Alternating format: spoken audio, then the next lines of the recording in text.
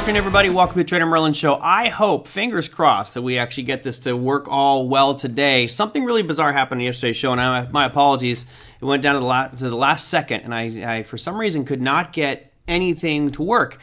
When you stream live on YouTube, there's all these little buttons you have to click on to go to the next slot, next window of input to get everything going.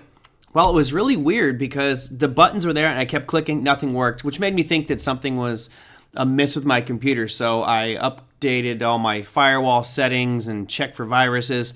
Everything seemed to be good. So hopefully it was just a one-off glitch bug. But if there's any issues with today's show, just let me know, because I did change a lot of security settings and hopefully it didn't screw up the program. So yes, my apologies for missing yesterday's show. It's the Don Fran show, not a Don Juan show. I think he's married with kids, so not much of a Don Juan these days. Anyway, let's dive into what I was going to talk about yesterday. We had a conversation on Monday that looked at nuclear power, and I thought it was a really interesting conversation. And someone messaged me and said, "Could you do a show on nuclear power?" And I thought, that's not my area of expertise, but I certainly would like to do one, because if we look out at the trends for consumption in the United States.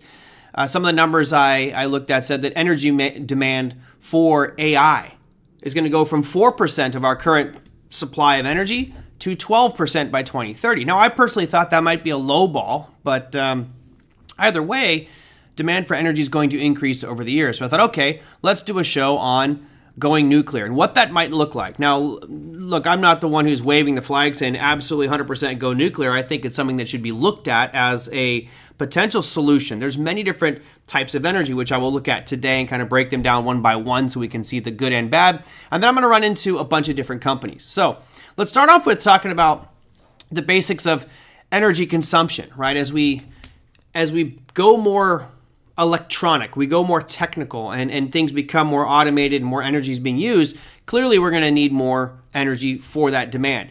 And I look at several fronts right now that are really, I guess, driving it. Number one, you look at these giant AI farms like this, right? These rack systems that NVIDIA is putting together, that Amazon Web Services has, and Google and Tesla. I mean, they have massive warehouses just filled with computers that are sucking down a ton of energy. Oh, and let's not forget about the Bitcoin miners, right? Of course, they're the evil ones in all this. But it's not just that energy consumption from the AI side of it. It will also be the energy consumption from robotics and this side of AI. So you have data centers, but you also have the AI aspect to it. Then you have energy consumption for electric vehicles, which of course is going to take a heavy load as more and more governments around the world are saying, we want to go clean energy. Well, I read some articles that, slap that in the face on electric vehicles and say it's not really that clean. It's doing a lot of damage in other areas, but as far as, emitting fossil fuels, sure, it's, not as bad as fossil fuel burning vehicles. Anyway, those are kind of our three big driving forces right now. And I guess the question is, if we get this sudden surge and growth in the world, not just US, but demand overall for the globe, where is it going to come from? And there's several different sources of energy. Obviously, of course, kind of have to figure out which one is going to be the best, the most appropriate, the most energy efficient, the most environmentally friendly. There's a lot of concerns here with regards to energy and how it's being produced. So I did a little bit of research and pulled up, these numbers are as of power production in the United States alone. This does not include the rest of the world. As far as where do we get our power from? In 2023, of course, here we are near the tail end of 2024, and all I can get you is energy data for 2023. So apologize for that. We're probably fairly close to this. I was surprised to see that 43.1% of our energy is generated by natural gas. That was a real surprise to me. 16.2% of it was coal. This one also was kind of a surprise, is 18.6% of all the energy produced in the United States was done by nuclear power. You had 10.2% was wind, 3.9% was solar. You had hydropower at 5.7%, and geothermal, not a lot of earthquakes, or not a lot of volcanoes going on here in the United States. Geothermal, 0.4. Now, who knows? Maybe if we get Yellowstone to turn into this super volcano that everybody's talking about, maybe we'll get some extra energy generation there, but it could be catastrophic for Montana and Wyoming, but we won't think about that. So as we run through all those pieces, right, obviously I had in that list nuclear power, and I think nuclear power would be one that certainly has some more upside from a utility perspective. It's not the most widely used one. Natural gas is. But when we look at nuclear power, I think a lot of us have this stigma because of what's happened in Chernobyl and 3 Mile Island and other events of, safety. What's the big safety issue with these? So I also did some more research and tried to find out what was the safest one. You guys tell me, just so I can do some interaction here and not make it a one-man show. But if you run through those ones I've mentioned, which one did you say is the worst source of energy from a safety perspective? Which one's the worst? You've got solar, nuclear, wind, hydropower, natural gas, petroleum, and coal. What would you say is, from a safety perspective, the one that more people die from than any of the other sources of energy? I thought this was kind of an interesting little tidbit of knowledge that I will be enjoying going forward. Certainly when you talk about this stuff, it's important to know as much as you can about a topic. I've made the mistake many times of walking into an argument unprepared and being absolutely schooled. Well, this is, 2, you got it right. 3, everybody thought it's coal, huh? Yeah, look at this. I'll read the small print here because I know it's going to be hard to read. These are the safest sources of energies, and actually the riskiest. There are 24.6 deaths. Let's see, measured as deaths per terawatt hour of electricity produced. 1 terawatt hour is the annual electricity consumption of 150,000 people in the EU. So this is EU related. Didn't find it for the US. But yeah, coal is the dirtiest one. It's the dirtiest, and it's also the most dangerous with regards to deaths. Now, I think a lot of people think that nuclear power is the most deadly, but it's not. It doesn't really have much death element to it. You can see it's 0.03. That includes Chernobyl and the Fukushima disasters. So I think that's a safe alternative. And of course, how are you going to die from solar unless you blind yourself or maybe you get crushed by a solar panel? So just one other little piece I thought would be good there. And you can see on the left-hand side, it's the amount of deaths from the production of that source material. And on the right-hand side is the greenhouse gas emissions. So, I laughed when I heard politicians call it clean coal, and coal's, coal, we need to push coal. Look, it's the most dangerous, and clearly by a large margin, it is dirty. It is very bad for our atmosphere. So, okay, if we can move away from oil, which of course is our politicians' agenda, then maybe we move down to some greener environmental stuff like wind, nuclear energy, and solar. So far, the only thing that I look at nuclear and really gives it a black eye is Chernobyl and what happened in 3 Mile Island back in, the 1970s. If you look at Chernobyl, one could argue that maybe they just didn't have the best technology. It wasn't really the most developed part of the world at the time. If you look at 3 Mile Island, I think that was systemic failure and just bad operations. Now I think with compliance and the systems in place, probably much safer. Since, 3 Mile Island, we really haven't had much other than Fukushima, which was really impacted by that earthquake. How do you die from solar energy? Yeah, that's what I was wondering. I think you probably get crushed by a solar panel or something, Margaret. I don't know. I thought that was funny. And my guess is it happened in Florida. You always see this weird stuff happens in Florida. Man dies from solar panel in Florida. All right, so let's continue on here. I know I'm kind of not wasting our time. I just want to set the foundation for the companies we're going to look at. I got about 8 different companies here to look at the end pertaining to pertaining to nuclear. I'll go through these quick. If you look at natural gas, it's abundant, it's relatively clean, unless it doesn't get burned off, and it's pretty cheap, right? We've got tons of methane. The cons, it's a powerful greenhouse gas, so if it's not burned properly, it's extremely bad for the atmosphere. Leaks and fracking issues are also another issue with natural gas. But, we seem to be one of the leaders in natural gas production in the world. We're pretty happy about that. That's probably not going to go anywhere. Coal, we already talked about this. It's inexpensive, right? It's cheap. It's extremely abundant. Stability, meaning you've always got a constant source. Very dirty. Dangerous. You got health risks. You got greenhouse gases. Yeah, coal. Let's just do ourselves a favor and get rid of coal. Les, what do you say here?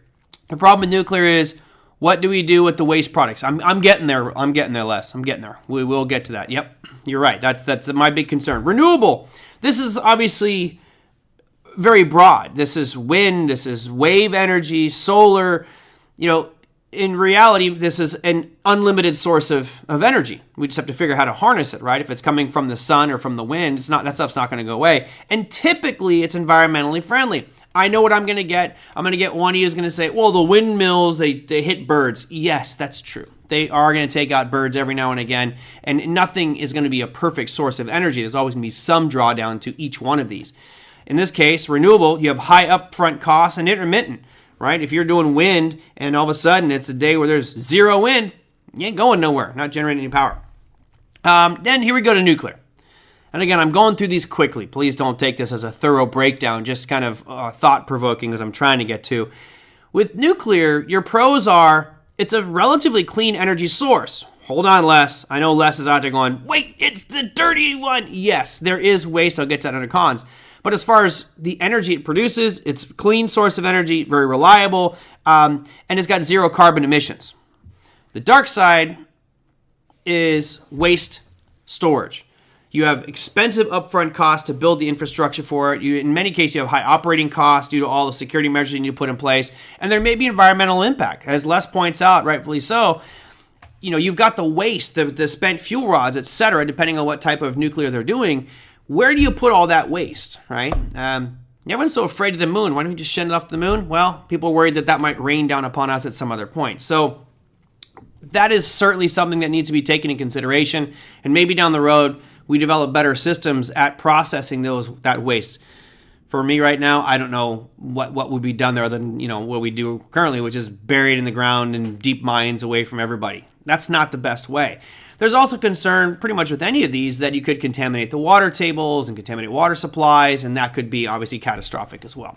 So none of them are perfect. There's always going to be problems with one or two of them.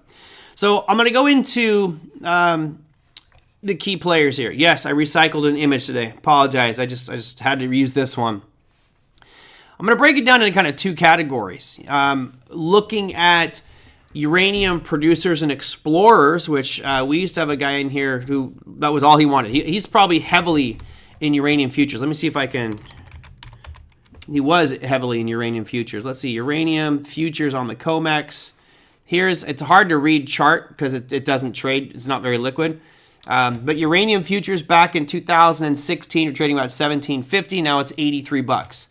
I'll bring this out longer term. I know it's very hard to read, guys. Let's go monthly. Oh, wow. So there's your monthly of it going all the way back into 2007. So definitely on a nice big run now. Let's see. What else we got? Make sure I get to all the comments that come through here. Chad says, to provide a little pushback, we don't have the nuclear engineers like we did, nor the universities that teach it. So even though we use it, educational knowledge is lacking. Hopefully AI can save it. I don't know if it's necessarily we don't have people studying this and building systems. In researching this, there's a lot of development, a lot of research going on. This may not be your academia doing it, but private enterprise certainly going out and looking at building better, safer systems. So I would push back on that one, Chad, and say, I don't think it's not like it's a dormant industry where, oh, well, Fukushima happened, forget it, we're not doing nuclear, don't even study it. It's about learning about what happened at Fukushima, 3 Mile Island, Chernobyl, and other events, and saying, how can we make this better so that this stuff doesn't happen again? And I think now with technology, we can make those systems safer. Now, that's just my 2 cents. That's just an opinion. Let's see. The Navy has a bunch of them. Yep, the new technologies, the nuclear waste is a lot less. Yeah, Ricardo, and when I was looking at this, I thought it was very interesting that there are salt reactors, there's water reactors, there's a battery reactors. So, I'm not very well versed in all the different types of technologies of nuclear. And I'm sure that if we were to break those categories down by segment, we would see that one is probably much more energy efficient, yet has more waste products. One might be extremely low on their waste products, but not produce as much energy. So there's going to be that dance that goes on all the time. I, for one, would like to see whatever's the safest and least toxic for the environment. Let's focus on that one, even if it produces less energy. Okay, let's see. I got more questions here. There is a Scandinavian country that is mining deep below the surface and burying it in enclosures. Yeah, I saw that. That makes me nervous because the deeper you go into Earth, the closer you are to the core. And I don't know, man, you get nuclear reaction with the core, Dave? I don't know. Chad says, I'm also concerned about nuclear waste. Yep. I've heard we refine it, the waste more, but haven't researched the truth. I have some knowledge about Navy nuclear operations. Yeah, we should rely upon the Navy's help. I honestly, Chad, this is one of those things where, and this is for everybody, I think we should rely on everybody's help. This is one of those issues that should be a universal concern, right? You know, whatever, Iran's always saying, well, we want to have nuclear reactors, and of course there's always concern about what Iran might do with the uranium and the cores and the waste, etc. And that's certainly a valid concern for any country. But I think as the condition that we are all a part of, which is not a religion or an ethnic background, the religion that we're all a part of is we're all on this planet, period, right? So if we would all work together and create energy sources collectively with everyone's brain power and input and said, hey, we'll build these perfect systems that aren't going to screw up our environment and the global environment. Let's all build these together. We'd be in a far better place. And hopefully we can come to some agreement about that on a unilateral front with all the countries, not just the United States. All right, so let's talk about some of these key players. And I'll bring up some charts here. And again, this is not going to be financial advice. This is just kind of brain fodder, things to think about, because I, for one, am very interested in what the future holds with regards to energy. And I do think you're going to see more and more of this energy reliant on nuclear. So let's talk about the companies that are actually building nuclear infrastructure. So NNE, that's Nano Nuclear Energy. Let me bring up the chart for you so you guys can see that one. And I'll bring up, hold on one second, I'm just going to make it over to a daily time frame because this one has not been around that long. NNE, Nano Nuclear Energy. It's really young history. Started off back in May of this year, right around $3.58, currently trading at $18.73, down 12% today. These guys are making micro reactor technology. They have multiple types. They have a solid core battery and a low pressure coolant reactor. So two different types of reactors there for NNE. And again, I don't know all the pros and cons of each one, so I'm not gonna make any statement there. Well, like, oh, well, this is the one. But it's just one of the key players in that place. And honestly, with a price of $18 and probably relatively small market cap, may be a decent buy for those of you looking to get in somewhat early. Granted, $3 would have been a much better buy-in.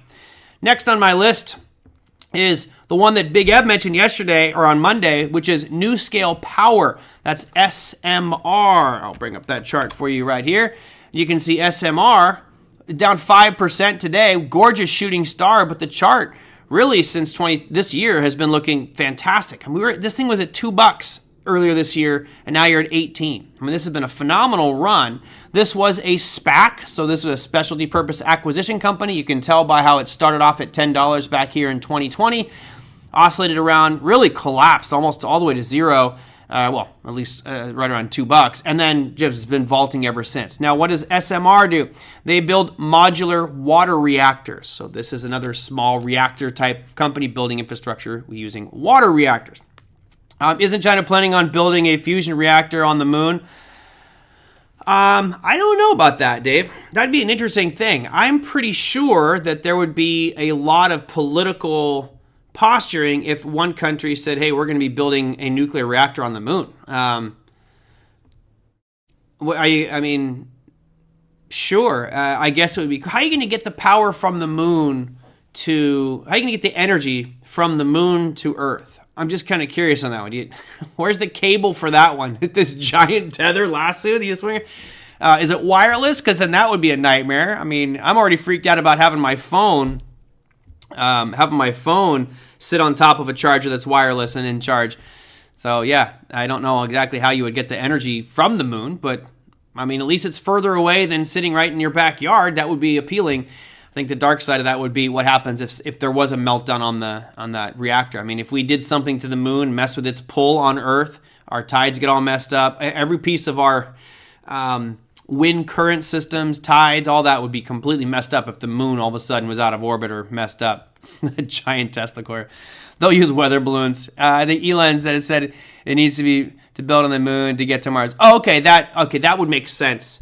You have a launch point from the moon to get to Mars. I could see that being the logic. Not let's have a reactor on the moon and then use that energy on Earth. That would be scratching my head on how that one might work. This giant tether through space. That would be weird. So they can build a town up there. But maybe they want to build a relay station on the moon and use it for space exploration. Okay, cool. Thank you. I did not know that. And I don't know if that would necessarily be a bad idea. I don't think it'd be necessarily a bad idea. I'm a little nervous if you have a nuclear reactor on the moon. You know, how are you going to man that? You know, we've had problems in the past here in the States with hundreds of employees manning these nuclear reactors. Now you're going to have, what, a limited crew up there? Or, I don't know. If a meltdown happened on the moon, man, that could be really, really bad. Let's see. Let's go to my next one. So that was SMR. We looked at that chart. Fantastic. And then the next one here, this one I'm particularly interested in. It's called OKLO. OKLO. So here's the chart of OKLO. The reason I bring up OKLO is Sam Altman, who owns ChatGPT, or OpenAI, and Peter Thiel, massive investor, they are investing heavily in this OKLO, and they build fission reactors. So I saw a comment in here earlier about fission reactors. That's what OKLO is attempting to do. Now, this was also a SPAC, as you can see by that $10 price tag. Ran all the way up to $18, then collapsed down to sub $5 or $5, and now all of a sudden we're back up to 15. So clearly these nuclear energy companies as a whole are getting a lot of money pouring in. And in some of the stuff I was reading, some analysts, particularly with the big firms, I think it was Morgan Stanley analyst, said this is the nuclear renaissance and you got to be a part of it. And I don't know if I'm necessarily sold on that narrative, but it's certainly, I think there's certainly an interest in my part anyway in saying, all right, maybe for the long haul, maybe add a few positions that might benefit from nuclear expansion. Now, why more nuclear expansion in the U.S. and possibly even globally? Well, I think it has a lot to do with what I mentioned earlier, the demand. And what we're seeing is companies partnering up with different firms to gain a competitive advantage. For example, you had Microsoft partnered up with Constellation Energy. They did a 20-year deal. Now, Constellation Energy does many different types of energy. We'll talk about them in just a second. But they're also trying to open 3 Mile Island. There's 2 reactors on 3 Mile Island that Constellation Energy is attempting to open. Reactor number 1, which is closed since 2019, and then reactor number 2, which has been closed since 1979 when that meltdown happened. So if Constellation Energy gets in there, partners with Microsoft, now Microsoft has an abundant supply of energy that they're in the front of the line to get that power should the grids, should their services need that type of energy consumption. And given all the machines that they're buying, they're going to need serious power. All right, that takes us to the next list. So you have Cameco, or Cameco, I don't know how you pronounce the damn thing. I'm never good on those. But CCJ is a uranium refiner, and this is out of Canada. And I'll bring up There's the name of it. Let me bring up CCJ over here. They have been on absolute fire lately. If you go back to just September 6th, they were down about $35, and now they're at $56. Ripping to the upside. I mean, incredible move. Now I'm going to zoom way out here just to see the longer term picture of CCJ. And again, this is another one that looks absolutely fantastic. Back at its lows in 2020, CCJ was down around $5, and here we are now at 56. So you got a 10x. I'm sure everyone here would love a 10x on their portfolio, on their books, but CCJ is again the one that did a 20-year deal. I'm sorry, that's Constellation, which I haven't gotten to. Oh, we'll get there. Just a second. All right, Margaret, do you have a backup generator for your house? My neighbor has one that's fueled by natural gas. So I don't. So I did a little bit of research. I'm in an area that's right near a police station. It's actually on the same grid as a police station. So I don't get power outages because the last place that's going to lose power is the police station, and I'm on that grid, so I'm covered there. Now, I think, Margaret, you're probably wondering, like, if something bad were to happen, right? A bomb falls and all of a sudden I'm left without power. I do not have a generator at this moment in time. Heck, I might need to buy one for Halloween just with all my lights and power. You guys, if you saw my Amazon shopping list, you'd hold your head in your hands and go, what is wrong with this guy? He has a problem. He needs help. If there's a Betty Ford clinic for Halloween decorations, I might be a spokesperson at that one. But I don't have a generator. I don't have solar either. I thought about putting on solar and having a battery unit, but just haven't gotten to that point yet. Never really felt the need for it. And of course, as we all know, the only time you really need something is when you need it. So, all right, I'm going to go down my list further here before I make this a 2-hour show. Uranium UEC. So this is another uranium exploration company. They develop out of the Southwest U.S. And Paraguay. I did a little bit of research into this company, man. They have investments in a ton of different companies. They're like partnering up with them to get all the products of uranium and just turning more and more into uranium. Now, this has gone from those 2020 lows. This thing was 35 cents, and now it's $8. I mean, this has been one that's just really been doing incredibly well to the upside. Again, that is a uranium exploration company and development company as well. All right. Let's see. Solar generators are the best for emergencies. Sure.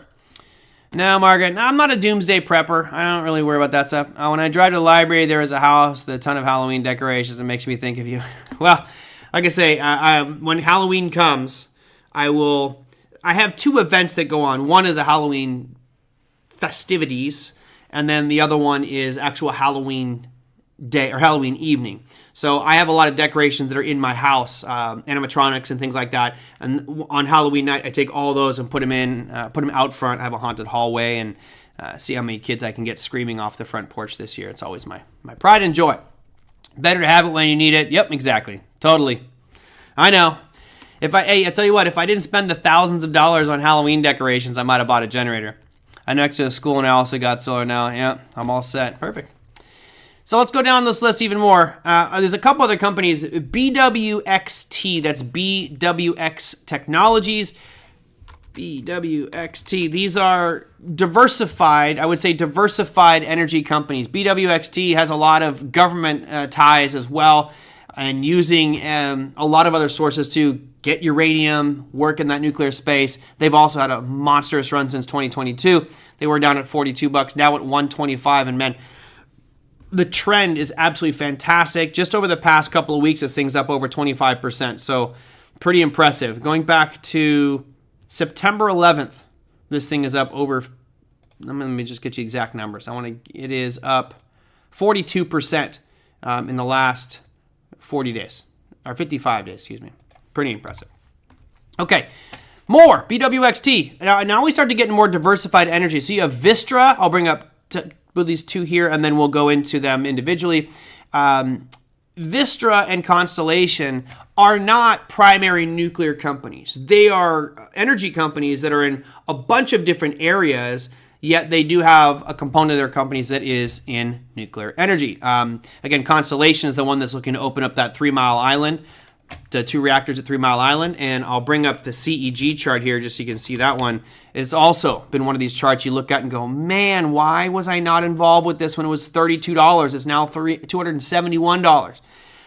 What's striking for me is almost all of these, particularly over the last 2 years, have had phenomenal moves. Just absolutely great runs to the upside. And, the question we have to ask ourselves, this is Vistra Energy, or Vistra Corp, is, are we too late?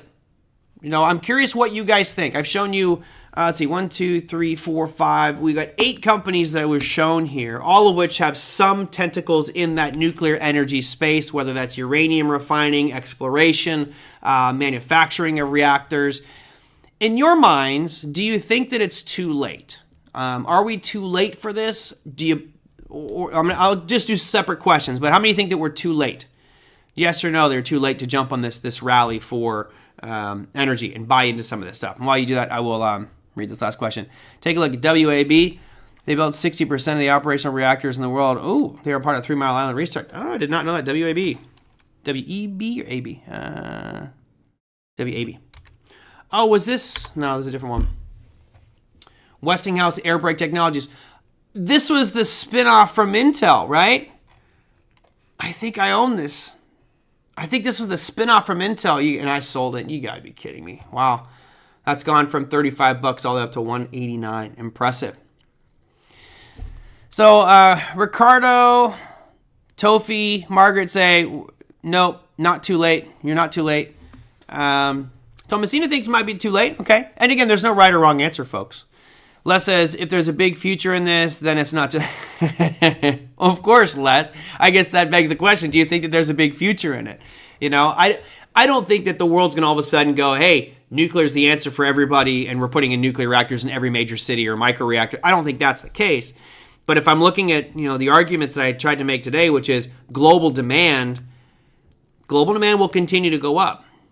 Pretty sure that is something we could all agree on, especially with all the energy consumption for robotics and AI and server farms and just data. It's going to demand more energy, and that's got to come from somewhere. And if everyone's driving Teslas and Rivians that all need power too, we might have energy shortages, or energy be very expensive. Now, the good news is, if you look at companies like Google, if you look at companies like, remember we talked on Monday about Google doing their deal for nuclear power, Amazon's doing their part. Amazon merged with did a deal with Anthropic last year, which is like a ChatGPT competitor because they want to get that AI space. They are also putting in, they're also building multiple AI chips. So Amazon's getting in that space, but I can see Amazon getting into that energy space as well. Now, the great thing if Amazon does get into it is Amazon has a really good track record of taking something, making it at scale, and then lowering those costs for you and I, and creating barriers to entry to anybody else who wants to get in. Some may call that a monopoly. Hey, I don't care. If I can buy goods and services from Amazon that are 20% cheaper than anywhere else, I'm going to use it. Now, what if they had energy at that point as well? And they need to start generating more energy so they could lower those costs. And yeah, I don't think that we're too late. I think that there might be a lot of hype on it right now and maybe wait for a pullback on this. For some of these companies, if there are options, maybe selling puts could be a good alternative as well to generate some income stream if prices continue to move to the upside, and if it does fall and get you the price you want. Great. It's either nuclear or battery technology that needs to get better fast. Yeah, and this is one reason I love Elon Musk is, they're pushing new technologies for batteries and pushing, trying to discover ways to make them more effective, more efficient. There's talks about having an electric airplane. I don't know how comfortable I would be on an electric airplane. It better be able to glide, I'll tell you that. But, batteries are too heavy and not enough power. In the future, they might be very light and have plenty of power. I mean, who knows? One thing that's great about the human condition is we always strive to improve. Well, not all of us, but many strive to improve and take a technology and make it better. And we've all witnessed changes in our lives where things, for the most part, have gotten faster, cheaper, more efficient, and allowed us to do things we couldn't do before. So let's hope that continues. I like the idea of puts. Yep, me too. Just don't buy shares of Spirit Halloween. No, I think I heard somebody say they're doing Spirit Christmas as well. That would be interesting. Amazon Basics products. Yeah, right. Love Amazon Basics. I can't get into EV till they fix batteries that can go 500-600 miles per charge. Well, Tofi, I'll tell you what, you're probably not that far off. 500 to 600 miles, probably fairly close. What about hydrogen? A lot of people just went straight to batteries. Yet, there are more companies, not more, but there are some companies that believe hydrogen's the way to go. Toyota, I got to ride in the Toyota hybrid or hydrogen vehicle, which I thought was pretty interesting. Right? Your emission is water. Just put a little cup underneath your tailpipe and drink that. No. Anyway, electric cars don't go too well with our hurricanes. If there's flooding, they tend to explode. Yeah, so you've got, again, I think, Les, that goes back to the conversation of technology getting better and better and better and better and better. They'll improve that battery technology because of events like this. But you also have when you get cold temperatures, they don't function very well, or overly hot temperatures. It's not going to go your 200 miles that they promised. It's going to be 100. So there are certainly problems with that. Here you go, Chad. I'll bring them up for you again.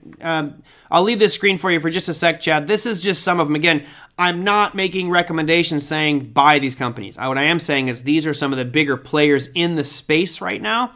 And again, you're looking at on the screen here is going to be the top two are uranium exploration and development, and then BWX, Vistra, and Constellations are diversified energy manufacturers that do work in nuclear as well. And then I had one more page here, which was, hopefully you got those all, Chad. And this is the other page, and these are predominantly companies that are looking at building nuclear power plants. That's Nano Nuclear Energy, NuScale Power, and Oklo. Oklo is interesting because it has a lot of money behind it. Right? You have Sam Altman and Peter Thiel. Those are two heavy hitters in this space right now, particularly if Altman does his IPO with OpenAI, ChatGPT. That'd be pretty crazy. I think it wasn't okay, cool. Good. Glad you got it. Okay. Did I finish off everything I wanted to cover today? That was it. So for the individual, and I can't remember your name. Sorry, I usually write these things down. That asked for this one. Thank you. It was fun, kind of looking into this, and I don't know which way these markets are going to go with regards to nuclear. I look at some of those names I've mentioned, and I do think that there's some big upside potential. I, for one, would really be looking at the actual companies that are building the reactors, like NEE, that's Nano Nuclear Energy. Right? These are going to be kind of smaller power plants, not the big giant ones we're used to. These are much smaller. Of course, I would like to do maybe another episode where I could see exactly what these things look like. Right? Where are they going to go? What's the danger of their systems? But NEE, which is a relatively new one. You've got SMR, right? That's New Scale Power, which we talked about as well. All SMR is modular water reactors.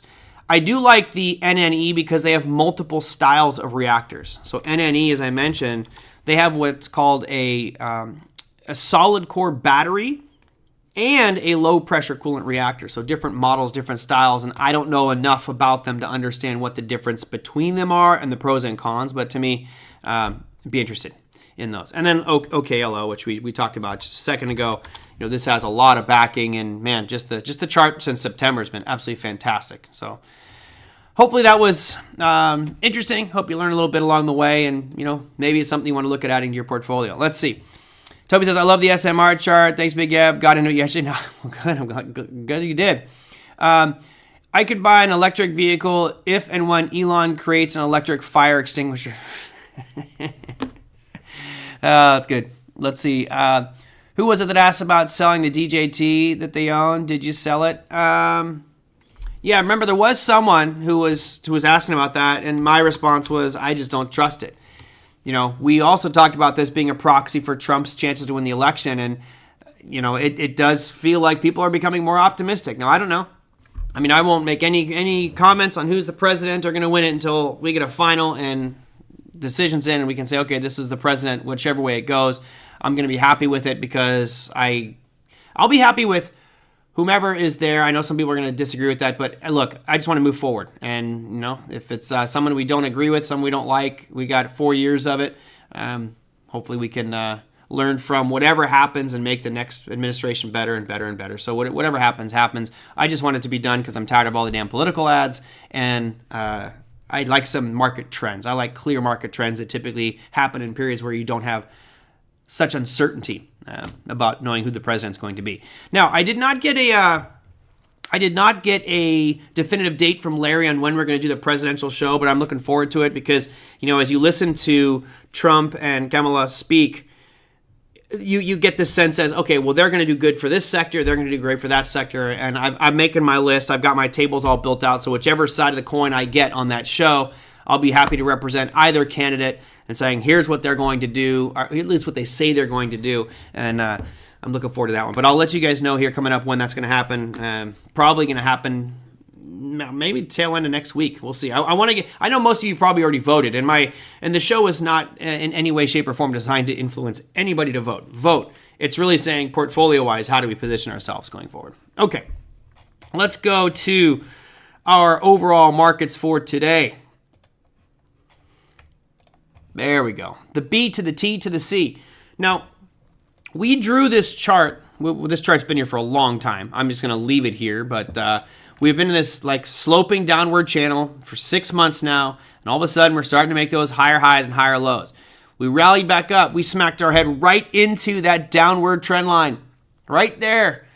Well, my guess is you'll probably hesitate. As soon as we get above this downward trend line and really get above 70,000, I think is a psychological number, then those of us who are long Bitcoin, buckle up and put your head back on the headrest because it's going to be a launch, I believe, going forward. So I think we're coiling up right now. This looks actually very positive. What I see having happened since August looks great, right? We were making lower lows, then we stopped making a lower low, started making a higher high, a higher low, a higher high. That to me could potentially mean a nice big uptrend here. So I'm excited about it, even though we're down 1.5% today on Bitcoin. Not worried at all. I think you'll probably see more upside movement here over the coming months. And of course, you guys all know I put my money where my mouth is on that one, and I'm long on Bitcoin. As long as the House and Senate are split, it will bode well for the markets. Well, man, I just wish that these guys would take off their political hats and just do what's right for the country.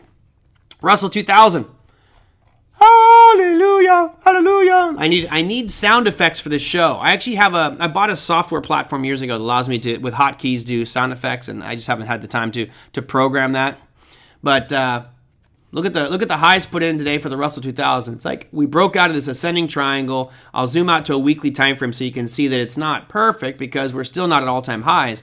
But this chart here on a weekly looks fantastic. Higher lows, higher highs. They're breaking out today. This looks really good for the Russell. Anybody who's long on the Russell 2000, which I mentioned a couple weeks ago, if we do see big economic growth and more money pouring in with lower rates, then Russell's going to benefit. And I think that'll be the biggest gainer of the major indexes, including the NASDAQ, S&P, and Dow. I think the Russell will have a bigger percentage gains as rates start to drop. So something to keep in mind. Borrow the sound effects from Cramer. No, sir. No. It's funny because I don't watch his show. I think the last time I watched Jim Cramer was probably 20 years ago. I have zero interest in watching the show, but it's entertaining. I just don't like what he does. I believe that it's not a con job. It's disingenuous where he's recommending all these companies that he's either bought already in his portfolio or he's being told to talk about a company because some analyst wants him to pump it.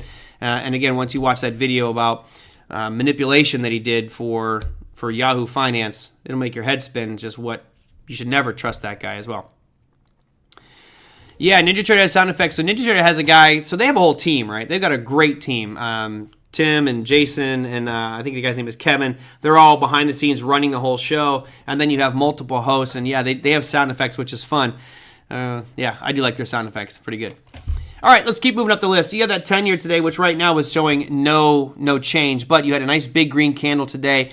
Based off of this, it does look like rates are going higher. Now, there's one other piece here I think is noteworthy. We talked about Bill Addis so often. Let me make sure I have it here. I hope I have it here.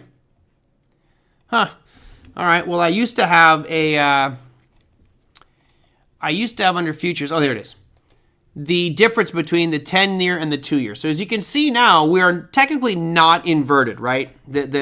What we're seeing here is the 10-year bond and the 2-year bond, or treasury, and the difference between the two.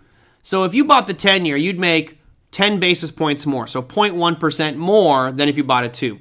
That's not great, but at least it's normal. The longer term one, you should be earning more money on.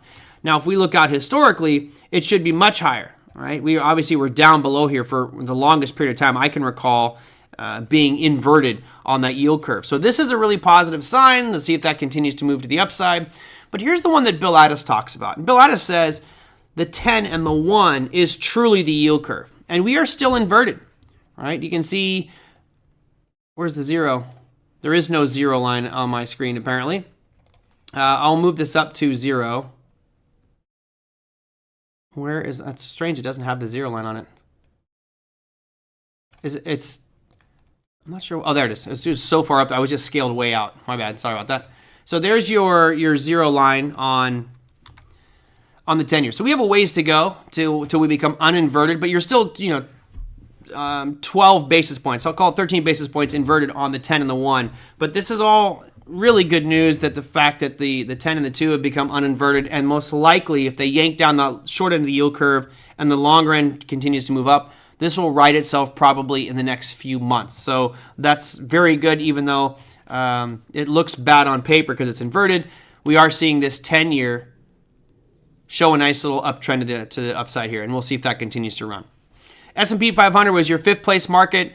Nothing really to speak of here, right? You've got a small little shooting star, but it's not really at the top of an uptrend, kind of after a little blip to the downside here. So I wouldn't call that a great indicator of weakness at all. All in all, I still think these markets are designed to go up right now. They look really strong. You do have that same basic pattern today on the NASDAQ. If you look at the volume, though, right, a little bit higher than normal, but there's nothing here that's climactic and showing extreme pain. So just a little bit of a pause here. I think people really digesting all that happened yesterday with those chip makers. Dollar index. This is the one that's really stunning. I mentioned that our next target is going to be this 103 mark. Well, not only do we get to 103, we just annihilated through it. I mean, we're in 103.70 right now. You've got this next minor one, which is a little bit of a drop-based drop that goes all the way back to 104.30.